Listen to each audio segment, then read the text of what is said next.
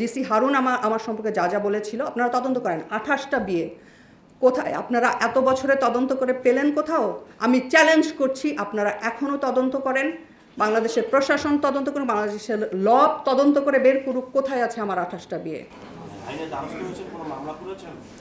আপনারা জানতে পারেন, এখনো আমি করিনি, বাট আপনারা জানতে পারবেন আমি করলে।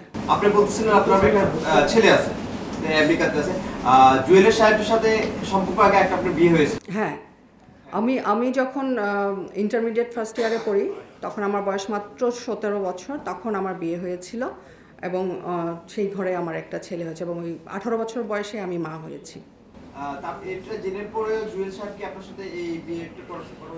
সব কিছু আমি তো বললাম যে মাহিন ছিল আমার 16 বছরের ফ্যামিলি ফ্রেন্ড, জুয়েলের খালাতো ভাই। আমার সাথে আরও অনেক গ্রুপ ছবি আছে মাহিনের সাথে, এখনও মাহিন আমার কাছে ক্ষমা চায় এখনও। তো সব কিছু আমাকে জেনেই, আমি রোমানা স্বর্ণা, আমি একজন অভিনেত্রী, আমার সম্পর্কে একজন ক্যামেরাম্যানের কাছে জিজ্ঞেস করলেও কিন্তু পাওয়া যাবে, রাইট? জুয়েলের সম্পর্কে চাইলেই কিন্তু আমি জানতে পারি নাই, কারণ মাহিন হাইড করেছিল। বিকজ অফ মাহিন আমার সাথে জুয়েলকে পরিচয় করিয়ে দেবার এই শর্তে তার কাছ থেকে বেনিফিটেড হয়েছে। নিজে ডিভোর্স দিয়েছি।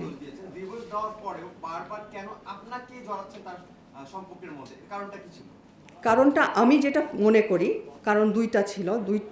প্রথমত সে হচ্ছে জিদ, আমি তাকে ছাড়তে পারবো না। দ্বিতীয়ত তার যে তথ্যগুলো আমি জেনে গেছিলাম, হয়তোবা ওই জিনিসগুলো সে চাইতো না যে আমি বাইরে গিয়ে এসব কাউকে জানাই, সে তার গ্রিবে আমাকে রাখতে চাইছিল।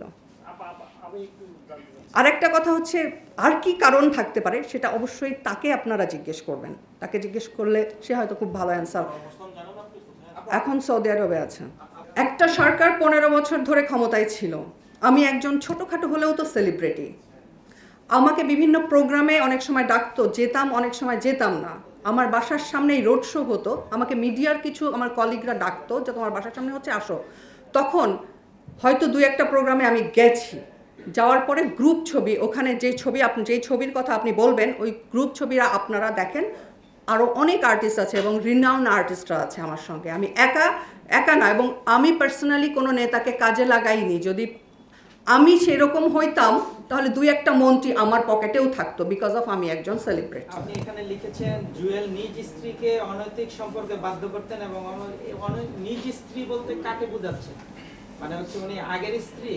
না, আগের স্ত্রী না, আমার কথাই বলছি। প্রথমত আমার জুয়েলের সাথে পরিচয় হবার বেশ আগে, 2-3-4 মাস আগে আমার ছেলেকে আমি ভর্তি করাই। জুয়েলের সাথে আমার পরিচয় হয় 2018 সালের সেপ্টেম্বর অক্টোবরের দিকে। তার আগেই আমার ছেলেকে আমি ভর্তি করাই। দ্বিতীয়ত আমাকে দ্বিতীয়বার ডিভোর্স, যার কাছ থেকে আমি এত ব্ল্যাকমেল করলাম, তার অভিযোগ, সে দ্বিতীয়বার কেন আমাকে বিয়ে করবে, কেন আমার সাথে রিলেশনে যাবে, এবং দ্বিতীয়বার কেন সে আমাকে এসব দিবে? বিষয়টা কি এরকম যে তাকে আমি ব্ল্যাকমেল করে বিয়ে করলাম? সে যেসব অভিযোগ, আমার কাছে ভিডিও আছে এখনও নিউজের, সে পকেটে করে ভ্যালমনের ঘড়ি, 2টা আইফোন, জুয়েলারি, গহনা, এগুলো নিয়ে ঘুরে বেড়াতো, আর আমি তার কাছ থেকে নিয়ে নিতাম। মানে একটা মেয়ে তাকে ব্ল্যাকমেল করে বিয়ে করছে, সে থানায় কোনো অভিযোগ সাথে তখন করে নাই, কোনো আইনের আশ্রয় নেয় নাই, বাট সে গহনাগাটি, বেলমানের ঘড়ি এবং আইফোন নিয়ে ঘুরে বেড়াতো, টাকা পয়সা নিয়ে ঘুরে বেড়াতো, তার কাছ থেকে আমি নিয়ে নিতাম। বিষয়টা কি তাই? আর আমার লাইফে জুয়েলের থেকে বেটার অপরচুনিটি, বেটার প্রপোজাল কি ছিল না? আপনার কি মনে হয়? আমি ইউএসএতে অলরেডি গ্রিন কার্ড হোল্ডার। আমি অ্যাপ্লাই করার 11 মাসে আমি গ্রিন কার্ড পেয়েছি।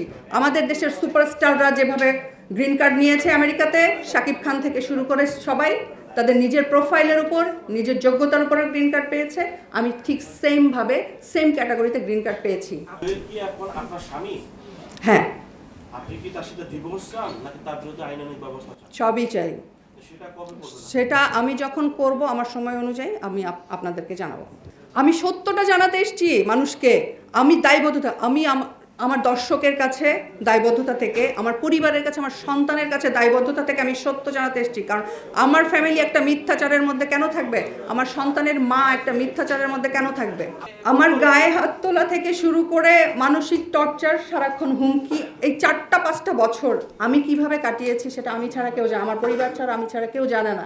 অলওয়েজ আমাকে হুমকির মধ্যে রাখতো। ধরেন আমার ফোন ধরতে দেরি হয়েছে, আমি ওয়াশরুমে অথবা আমি নামাজরত অবস্থায়, সে আমাকে আমি ফোন ধরতে না পারলে সে আমাকে হুমকি দিত। আমি এটার আপনাকে দেখাই। পাশাপাশি কি এখানে যা লিখেছে নিজ স্ত্রীকে অনৈতিক কাজে বাধ্য করতে, সেরকম কি বাধ্য এই পর্যন্ত করাইছিল? আমাকে নাকি না আমাকে চেষ্টা করতো? চেষ্টা করতো, চেষ্টা করতো। চেষ্টা করতো, আমাকে পারেনি কখনো। এইগুলো হচ্ছে মূল উদ্দেশ্য নাকি? তিনি তার মেয়ের স্ত্রীকে অনৈতিক কাজের জন্য বাধ্য করতেন। কিন্তু তিনি কাছে আমাদের কাছে অভিযোগ করেছেন, রেকর্ড আছে আমাদের কাছে। সে বলছে যে স্বামী হিসেবে তার যে মর্যাদা পাওয়ার কথা সেটাই তিনি পাচ্ছেন। সেটা হচ্ছে শুধুমাত্র কারোর জন্য বিয়ে করতে পারছে, তার সাথে আমার স্বামীর সম্পর্ক ছিল। আমার বেডরুমে আসলে আমি থাকতাম, আমার বাসায় আমার যাইতো, আমি জানতাম। আপনি তো আর যাইতেন না, সো আপনি জানেন না। আমরা শুধু জানতে চাই আমাদের উপর মাইন্ড করবেন না। মাইন্ড কেন করব? সে দুইবার আমাকে ডিভোর্স উইথড্র করে আমার সাথে থাকছে, ওই সব কারণেই তো। একাধিকবার হয় যে লয়ার সাহেব আছে ডিভোর্স কি একাধিকবার হয়? হ্যাঁ, লয়ার মগেদের আমলে তো সবই হইতো। আমাকে যে এলিগেশনসটা আনা হয়েছিল, যে মামলাটা আমাকে দেওয়া হয়েছিল, ওই মামলাটা কি হয় স্ত্রীর বিরুদ্ধে? আমি আপনাদেরকে একদিনের কল লিস্ট দেখাবো, একদিনের এট এ টাইমের কল লিস্ট। কোন সুস্থ মস্তিষ্কের মানুষ তার 2 মিনিট আগে আমার সাথে ভিডিও কলে রাখছে, রাখার পরে একজন সুস্থ মস্তিষ্কের মানুষ এতবার কল করতে পারে? আমি এই নাম্বারটা কোড করেন আপনারা। এটা জুয়েলের প্রথম ওয়াইফ রিন্তির নাম্বার। রিন্তির সঙ্গে আমার কনভারসেশন আছে এখানে, দেখেন। আমি রিন্তিকে লিখেছি সৌদি আরবে যাওয়ার পর যে জুয়েল কি তোমরা কি তাড়াতাড়ি আসবা, এর মধ্যে জুয়েল কি দেশে আসবে। রিন্তি আমাকে লিখছে, মানে রাগ একটু, সেও রাগ করে চটন চটন করে কথা বলতো আমার সাথে। আপনারও তো স্বামী, আপনি জিজ্ঞেস করেন, আমাকে কেন জিজ্ঞেস করছেন? তা আমি বলছি আমার সঙ্গে কথা হয় না, 2 দিন ধরে আমি কথা বলি না, রাগ করে। দেন লিখছে কথা অফ করছেন কেন, আবার তো জেল খাটতে হবে। রেড মার্ক দেওয়া লাইন, রিন্তির কনভারসেশন। আমি কথা অফ করলে আমাকে জেল মামলার হুমকি দিত, আমার ছেলেকে গুম করার হুমকি দিত, আমাকে মেরে ফেলবার হুমকি দিত। এগুলা আরো প্রমাণ আছে আমার কাছে রিন্তির সাথে কনভারসেশন। আপনি দেখেন, রিন্তি এখনো জুয়েলের সংসারে আছে, জুয়েলের পল্লবীর বাসায় আছে। একটা সিঙ্গেল ডের জন্য রিন্তি কখনোই জুয়েলের কাছ থেকে, সংসার থেকে যায় নাই। বাট সে স্টেটমেন্ট দিয়েছিল তার প্রথম সংসার নষ্ট হয়েছে। টোটালি মিথ্যে কথা, বিভৎস সব মিথ্যে কথা বলা হয়েছে আমার সম্পর্কে। যে মিথ্যে কথার কোনো প্রমাণ আজ পর্যন্ত আপনারা পাননি, আমি কিন্তু প্রমাণ সহ এসেছি।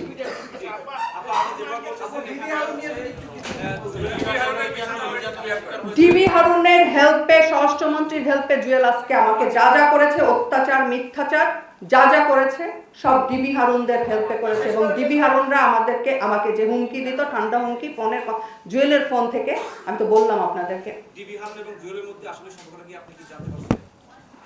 টাকা পাচারকারীর সম্পর্ক। আমাকে জেল খাটানোর পরে কিছু ছবি দেখাবো আমি। ডিবি হারুন যায় হজ করতে। আচ্ছা, আমাদের কাছে একটা তথ্য আছে, সেটা হচ্ছে যে ডিবি হারুন ছবিটা বাইর করেন তো। তার অনেকগুলো টাকা জুয়েলের মাধ্যমে সেখানে ইনভেস্ট করছে। আপনি কি এই ব্যাপারে কিছু জানেন? হ্যাঁ, বলেন। বললাম তো, অনেকগুলো টাকা সে ডিবি হারুনের টাকা এবং স্বরাষ্ট্রমন্ত্রীর টাকা সব। আমি ডিবি হারুনের কথা পরে জানছি। আমি প্রথমে যেটা জানতাম যে স্বরাষ্ট্রমন্ত্রীর টাকা সে পাচার করত, কিন্তু ডিবি হারুনেরটা আমি জানছি পরে। ঠিক আছে, এই যে দেখেন ডিবি হারুনের হজের ছবি, সাথে এই যে আমার হাতের এই যে নিচে যে এটা হচ্ছে জুয়েল। একজন সাংগঠনিক নেতা না, শুধুমাত্র টাকা পাচার করেই তার এত পাওয়ার। তাহলে বড় নেতাদের পাওয়ার সম্পর্কে আমাদের ধারণা করা উচিত আসলে। আমার ছেলেকে গত রাতে সে যখন জানতে পারলো যে আমি সাংবাদিক সম্মেলন করব, দেন সে একটু ঘাবড়ে গেছে। যে ভয়টা সে আগে পেত যে আমি লাইভে আসব, যার জন্য আমার ভাইকে মেরে ফেলার, গুম করার হুমকি দিত, আমার ছেলেকে মেরে ফেলার হুমকি দিত।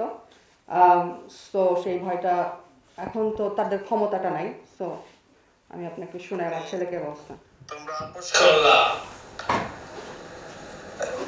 সেইভাবে আমি বিদেশ চলে আসলাম। তারপরে এখন তোমার আম্মু কি সাংবাদিক সম্মেলন করবে? এগুলা সাংবাদিক সম্মেলন কিসের উপরে করবে? সে কি মানে এগুলা তুমি না আমাকে বললা যে মামা আপনি টেনশন করেন না, সে কিছু করবে না, তুমি বলো নি আমাকে? আচ্ছা, এই কথাটা সে কেন বলছে? যে আমি যখন আমেরিকা যাওয়ার পরে হুমকি দিচ্ছিল আমাকে, আমি যখন লাইভে আসতে চাইলাম, তখন আমার ভাইকে গুম করতে চাইলো, ইভেন আমার আত্মীয় স্বজনকেও মামলা দিবে, এসব ভয় দেখাইছে। তখন আমার ছেলে বলছে যে ঠিক আছে আপনি এই সমস্ত গুমটুম কারোর সাথে কাউকে আর মিথ্যা মামলা টামলা দেওয়ার দরকার নাই, আম্মু লাইভে আসবেন আপাতত। এটা আমার ছেলে বলছিল, এটাই বলছে। আর কাল এটা গত রাতে পাঠাইছে আমার ছেলেকে। আমার ছেলের বয়স এখন 23 বছর।